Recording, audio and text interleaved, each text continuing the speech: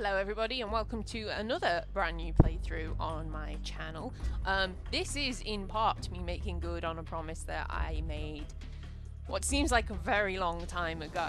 I think it was sometime last year. I asked the viewers to vote on what sneaky stealth game they would like to see, and this game was actually the winner. I also have a little bit of an ulterior motive putting this up as well, in that the new game, Metal Gear Solid 5 Phantom Pain, is out in less than a month, and I've really, for the longest time, I've wanted to do Metal Gear on my channel, and I would like to try and get to a point where we can do that game while it's still relatively new. So there is no time like the present to jump in and get on with the Metal Gear story, but because Metal Gear, the story is so complex and so sort of engrossing and involving, I want to do it in the right order. So we are going back, as you can see on the screen, all the way back to 1964 to Metal Gear Solid 3 Snake Eater, the Virtuous Mission and Operation Snake Eater, which, if you've read the little description there, puts us in the very capable hands of the character who is going to become Big Boss. So join me for this because it's going to be awesome. I've waited so long to do a Metal Gear game on my channel and I'm so excited, so let's get to it.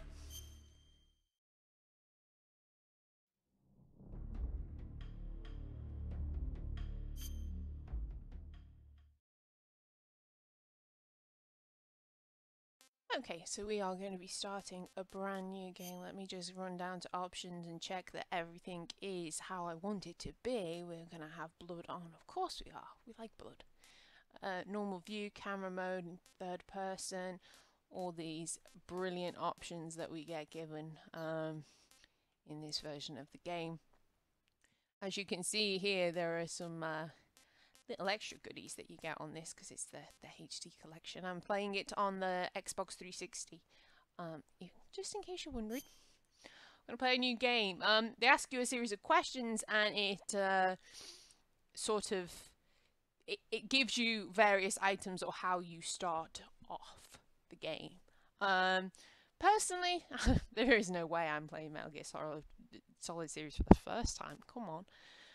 I like Metal Gear Solid 1, I like Metal Gear Solid 2, I like Metal Gear Solid 3. I like all of them. I'm not gonna lie. I like absolutely every single one of them.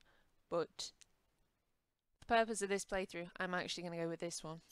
Because it's kind of my favourite. We're gonna play on normal. After the end of World War II, the world was split into two, East and West. This marked the beginning of the era called the Cold War.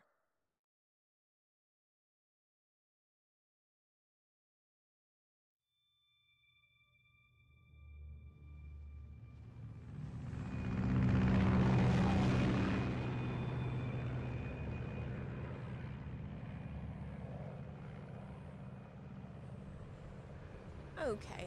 So one thing that you will notice very early on in this game is how long the cutscenes are. I'm going to do my best not to talk during the sort of long, information-filled cutscenes, but I'll keep talking at various points to let you know I'm still here. Flying over Pakistan, altitude 30,000 feet. Approaching Soviet airspace. 20 minutes to drop off. Commencing internal depressurization. Equipment check. Arm main parachute. All right. You ready to go? Drop zone still showing a high pressure mass. Cav okay. Good. We've got high visibility.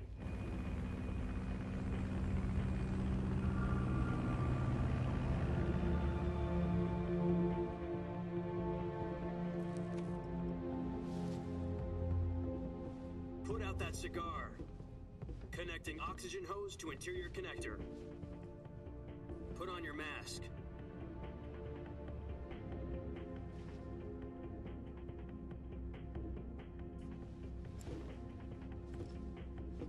Does this panty waste know what he's doing?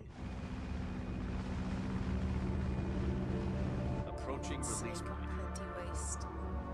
10 minutes to drop Who off. you Hey, talking to? are you deaf? He said put out the cigar and put on your mask.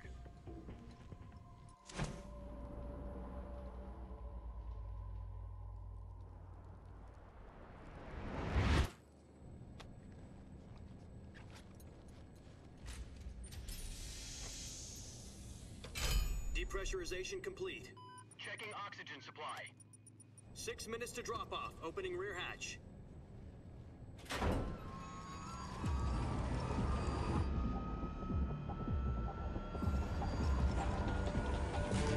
Sunrise. Controller is rumbling.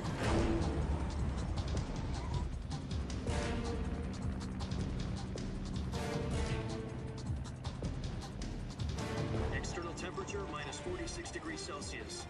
2 minutes to drop off. Stand up. You'll be falling at 130 miles per hour. Try not to get frostbite from the wind chill. 1 minute to drop off. Move to the rear.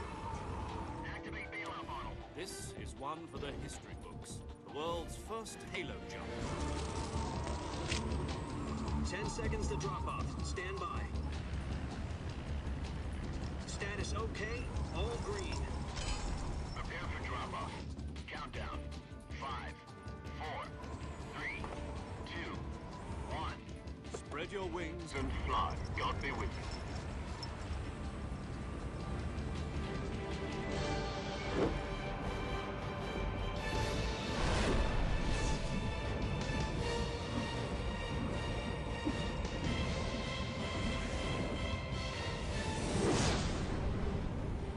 And we're off. I forgot how awesome this game was. Jack, I've got some important news. The head of the CIA has finally given us the green light for the Virtuous mission. Virtual mission? No, the Virtuous mission. The future of our Fox unit depends on it. If it succeeds, we'll be officially organized into a unit. Virtuous mission? Sounds like some kind of initiation ritual. You know, don't get cocky. This isn't a training op. Right. So what exactly is this wonderful mission? Well, about 2 years ago, a certain Soviet scientist requested asylum in the West through one of our moles. His name is Nikolai Stepanovich Sokolov. He's head of the OKB-754 Design Bureau, one of the Soviets' top-secret weapon research facilities, and the East's foremost expert on weapons development. Sokolov? Isn't he that famous rocket scientist? The very same. On April the 12th, 1961, the Soviets achieved the first manned spaceflight in history. The Earth was blue, but there was no God. Well spoken. The rocket that carried Yuri Gagarin into orbit was the A-1, known as the Vostok rocket. Sokolov is said to be the man most responsible for the multi-engine cluster used in that rocket. After Gagarin's flight, Sokolov left rocket development to become the head of the newly established Design Bureau. From a lowly technician to head of a design bureau, that's quite a success story, so why do you want to defect? It seems he'd become afraid of his own creations. Afraid? Call it a crisis of conscience. And for that, he left his country and his family behind and went over the fence? Not exactly. One of his conditions was that his family was also to be taken safely to the west. We used a mole to get the family out first, and succeeded in sneaking Sokolov over the Berlin Wall shortly afterwards. I was the one who conducted the operation. The security on the eastern side was still full of holes back then. Then what? We got Sokolov over in one piece, but the whole ordeal had left him exhausted, and we checked him into a hospital in West Berlin. It took him 2 weeks and more than 600 miles to get from the research facility in the Soviet Union to Berlin. He was in no condition to say anything coherent. And it was only a week later that we had something much bigger on our hands. The Cuban Missile Crisis.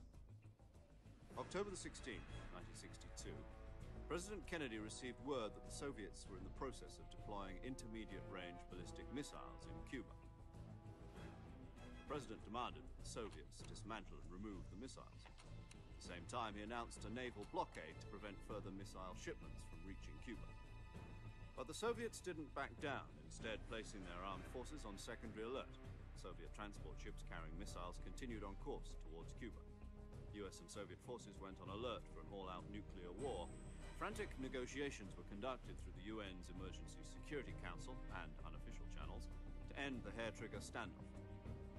Finally, on October the 28th, the Soviet Union agreed to remove its missiles from Cuba, and so the world avoided a nuclear holocaust.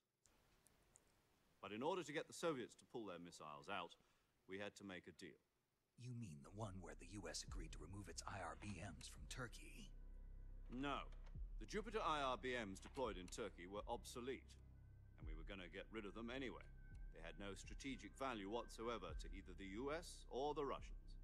The Turkey deal was a ruse, a cover story that was fed to the other intelligence agencies around the world. So what did the Russians really want? Sokolov. They wanted us to return Sokolov. You mean the Soviets pulled out of Cuba just to get their hands on Sokolov? That's right. What the hell was he working on? At the time, we had no idea. We were running out of time. It was either give up Sokolov or risk full-scale nuclear war. In the end, we had no choice. President Kennedy gave in to Khrushchev's demand. The next day, I got Sokolov out of the hospital, handing him over to agents on the eastern side. Sokolov kept on screaming, "Save me," until he disappeared from my sight. Then, a month ago, we received some new information from one of our moles. About Sokolov? Yes. He was taken back to the research facility and forced to continue working on the weapon in question under KGB supervision. What's more, it's on the verge of completion. So what kind of weapon is it? Something to do with space rockets? No, missiles. Same technology. I guess you're right. We don't know the details, but it appears to be a new kind of nuclear device.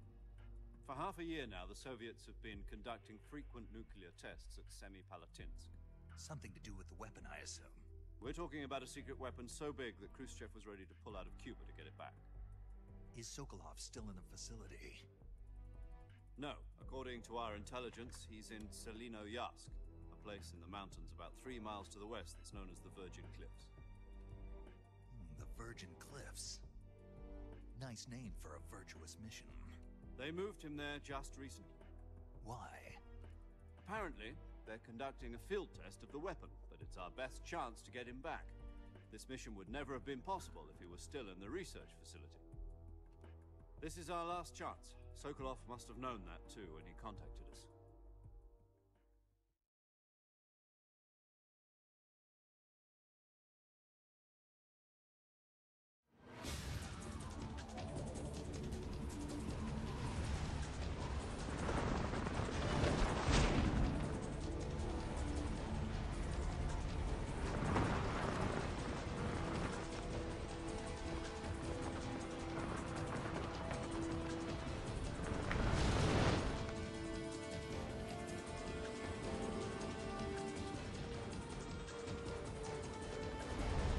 Listen up, Jack. Your mission is to infiltrate Selino-Yarsk in the Soviet mountains, ensure the safety of Sokolov, and bring him back to the west.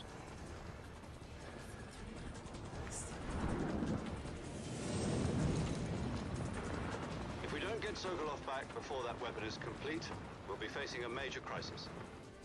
The clock is ticking.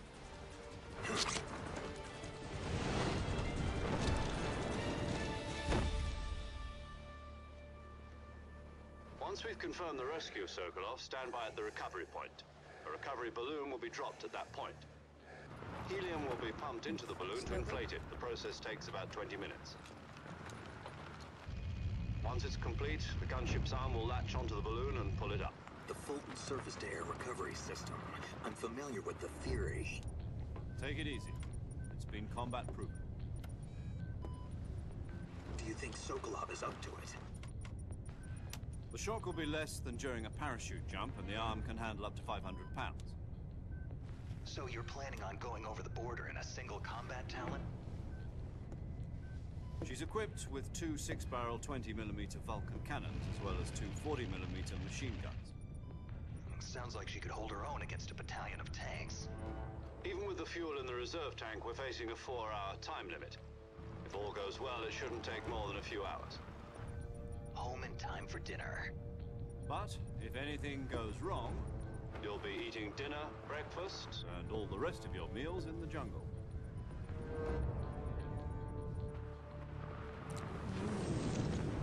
I like how the text got like a bit shaky when you're outside the gunship. It's to, you know, show off the wind stuff. It's a neat little addition.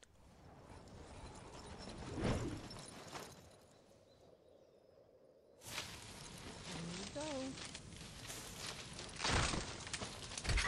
Oh. Damn it. Yo.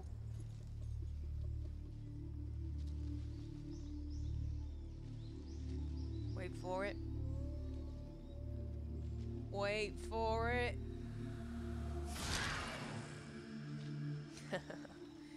That classic Metal Gear pose.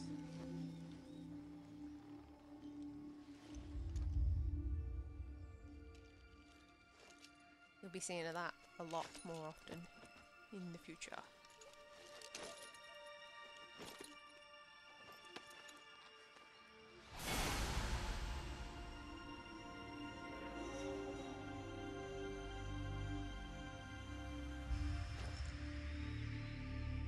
Hello, Snake. Nice to see your face.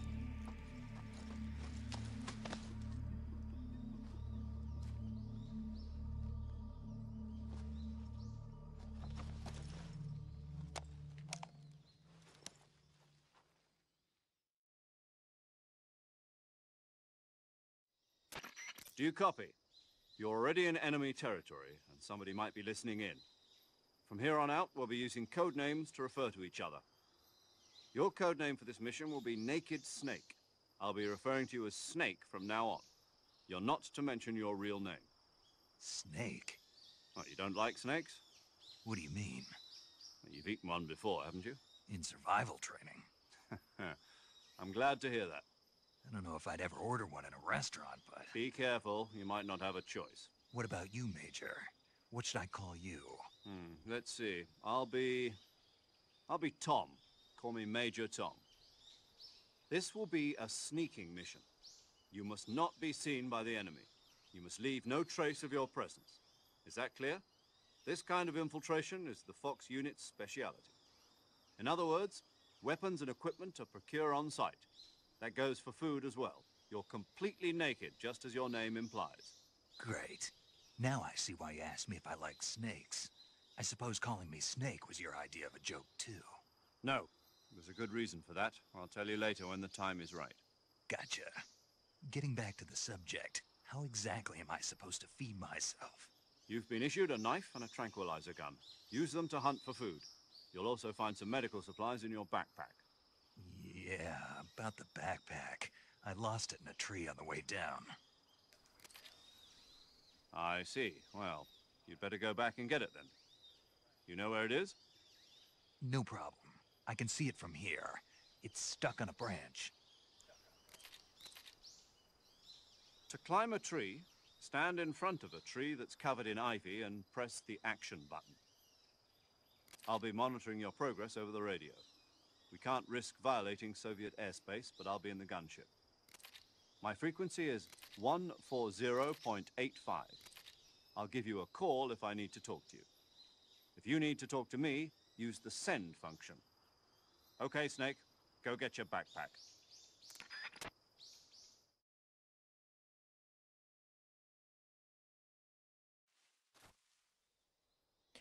Oh yes, I has control. It has the power. Oh, I don't want to fall off the cliff though. Give me 1 second. I just want to check something. Oh, this is your survival viewer at the moment. I'm going to look into it a little bit more in just a moment once we retrieve the backpack. I just want to have a look at something in options. Okay, I just wanted to make sure that I had the best camera option available to me.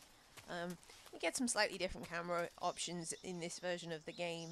It's essentially, I think it was called the substance or subsistence version of it. So you had sort of like a more drawn-in camera than in previous versions. Right, I'll show you what we've got so far.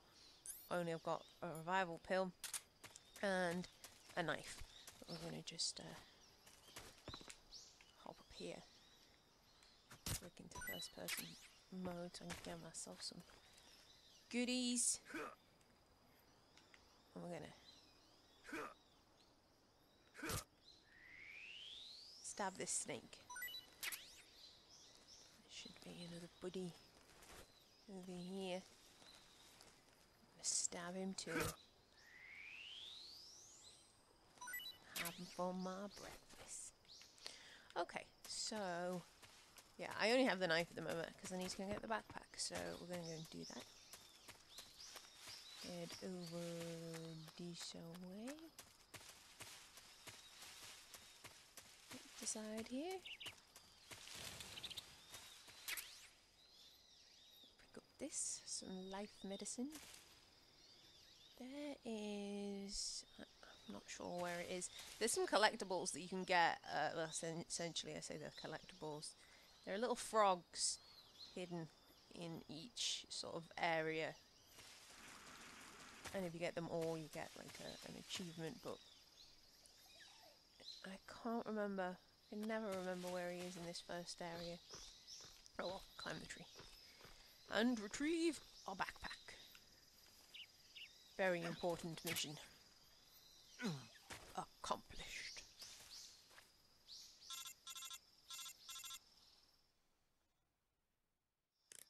I see you've retrieved your backpack, Snake.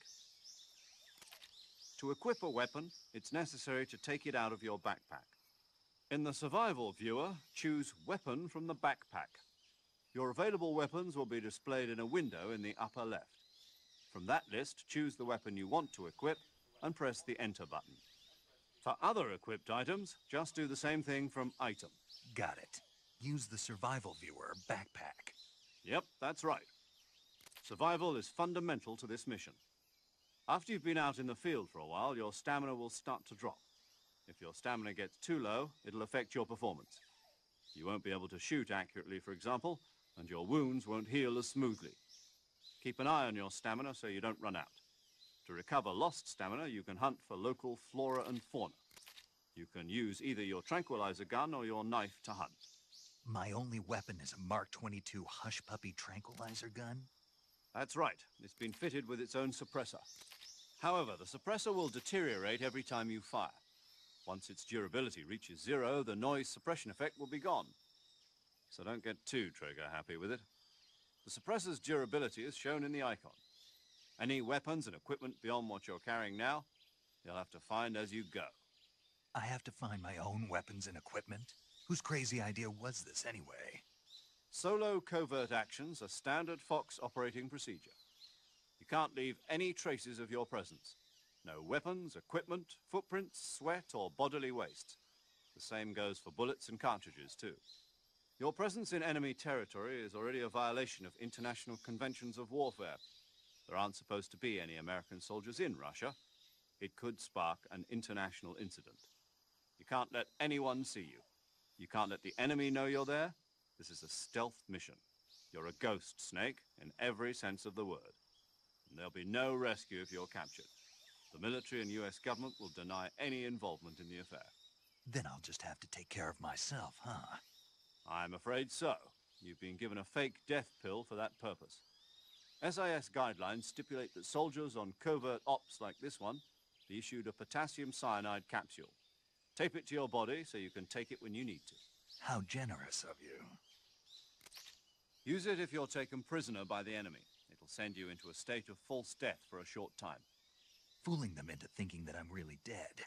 So, how do I come back to life? Just take the revival pill. You mean that thing they put in my tooth before the mission? That's the one. But be careful. If you remain in a state of false death for too long, nothing will be able to bring you back. Remember that. I'll keep it in mind.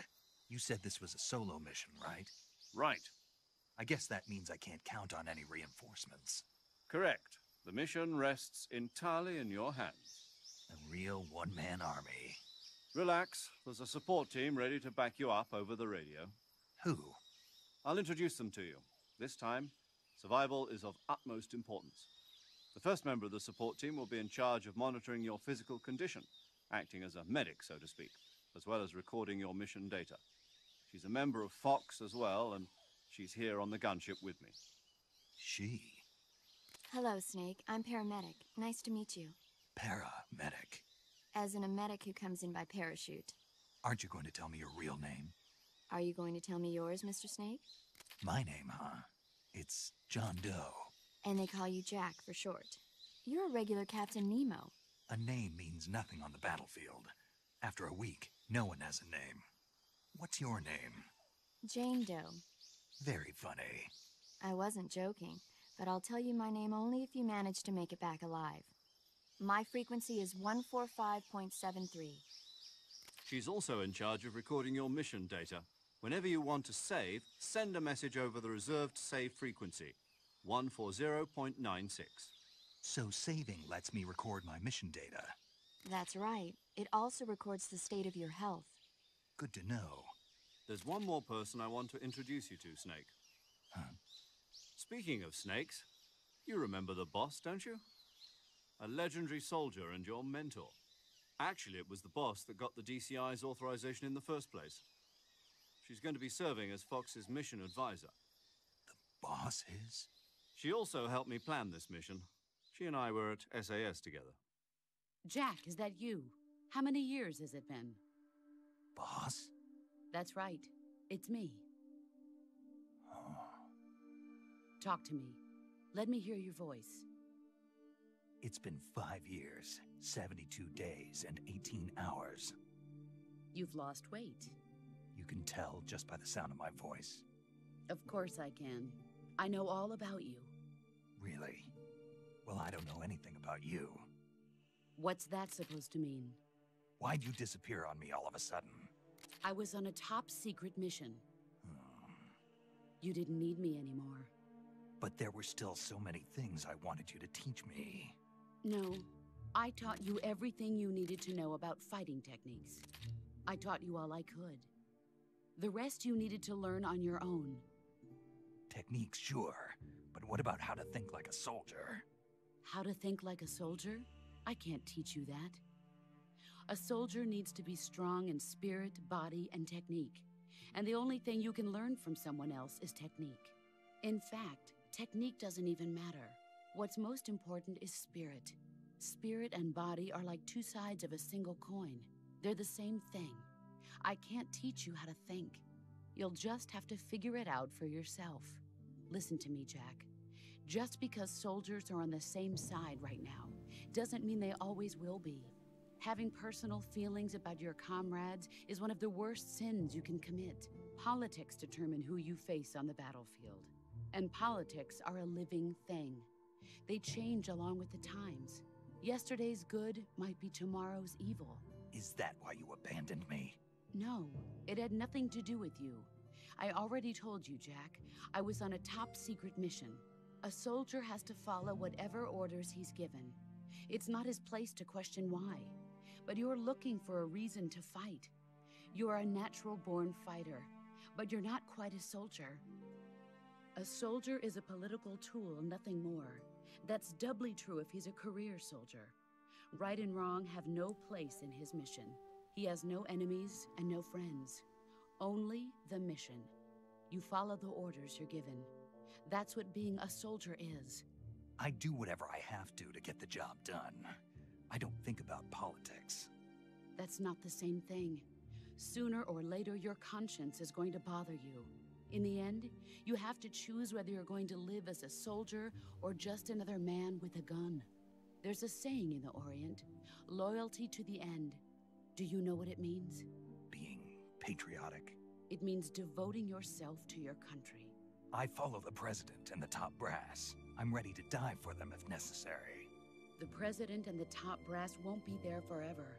Once their terms are up, others will take their place. I follow the will of the leader, no matter who's in charge. People aren't the ones who dictate the missions. Then who does? The times. People's values change over time, and so do the leaders of a country. So there's no such thing as an enemy in absolute terms. The enemies we fight are only enemies in relative terms, constantly changing with the times. As long as we have loyalty to the end, there's no point in believing in anything, even in those we love. And that's the way a soldier's supposed to think? The only thing we can believe in with absolute certainty is the mission, Jack. All right, but do me a favor. What is it? Call me Snake. Snake. Oh, right. Your codename is Snake. It suits you well. That's right. The legendary unit that the boss put together during World War II was a snake. The Cobra unit, a group of heroes that brought the war to an end and saved the world. As long as you've got a legendary hero backing you up, you'll be fine. Isn't that right, Snake? Yeah, I can't think of anyone else I'd rather have with me. Oh, and one more thing, boss. Yes? It's good to hear your voice again. Same here. After all, who knows if either of us will make it out alive? Snake, you are always best at urban warfare and infiltrating buildings. But this is the jungle. Survival is going to be key. Those CQC techniques I taught you are sure to come in handy. CQC? Close quarters combat, huh? I've been in the Green Berets for the past few years. I'm probably pretty rusty. Not to worry. I'll be here to help you remember. After all, this is your first actual survival mission. I'll be supporting you over the radio. Where are you, boss? Next to the Major? The boss is communicating with us by radio from aboard a Permit-class submarine in the Arctic Ocean. My frequency is 141.80. Call me if you need my advice on battle techniques. Gotcha. Your mission is to retrieve Dr. Sokolov. Dr. Sokolov is being held in an abandoned factory located to the north of your current position. Avoid heavy combat and don't let anyone see you. Don't forget that this is a stealth mission.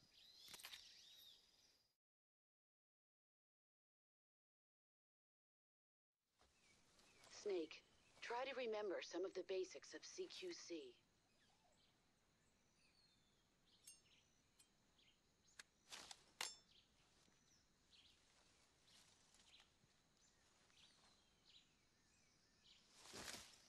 Commencing virtuous mission now.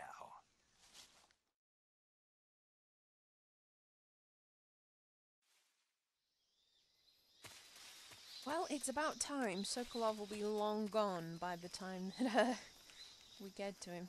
By the time they stop damn talking. And cutscenes in Metal Gear are long.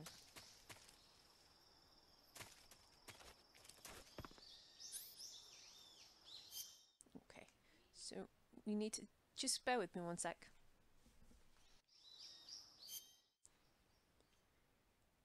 Okay, so we come into our survival viewer now. We've got our backpack with all our goodies in them.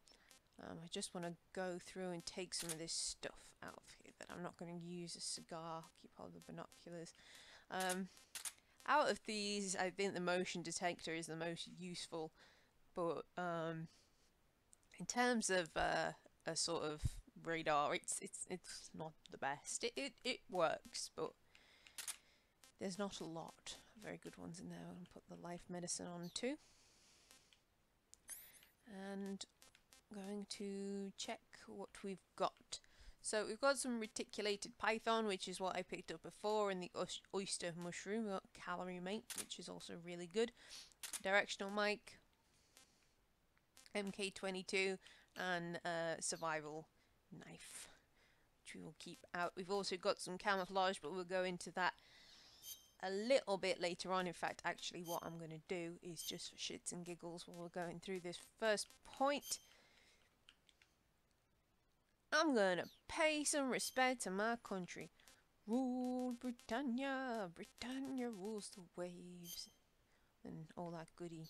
And I'm gonna be Nike. Yeah, Nicky Snake. That's my name, Nicky Snake. Okay, so we have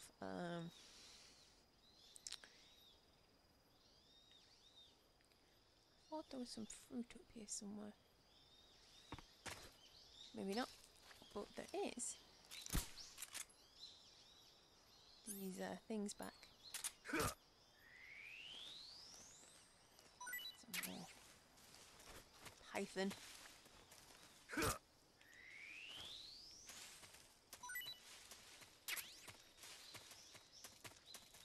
don't believe the pythons are venomous, but they can get territorial. Ah, there they are. Right. Equip my gun. Give myself some food.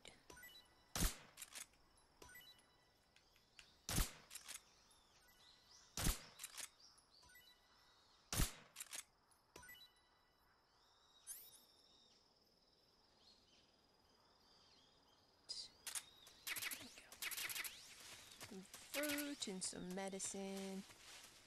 Yeah, a lot of the fruit has medicine in with it too. Oh, some bullets as well.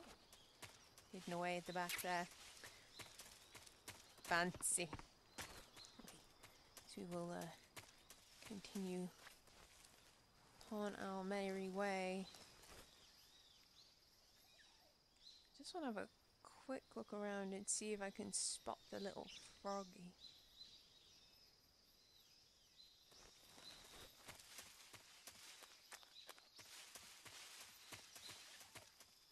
Not entirely sure where he is. They're green. And I don't think that I have... There's a certain camo that you can equip. And once you put it on, you can hear the froggy making noises. No, I don't have it yet. Very early on in the game.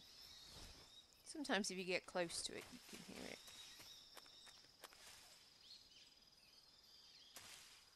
But it's very green.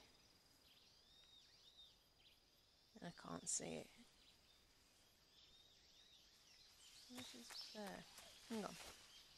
Let's climb this tree again.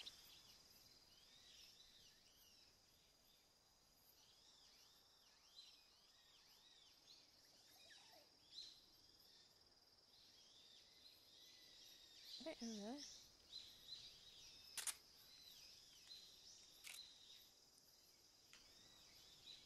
No.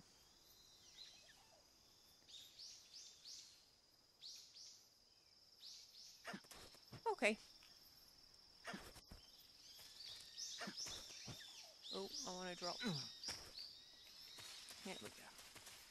Okay, so we will move on and get started. This is just the beginning. There is a long, long way to go.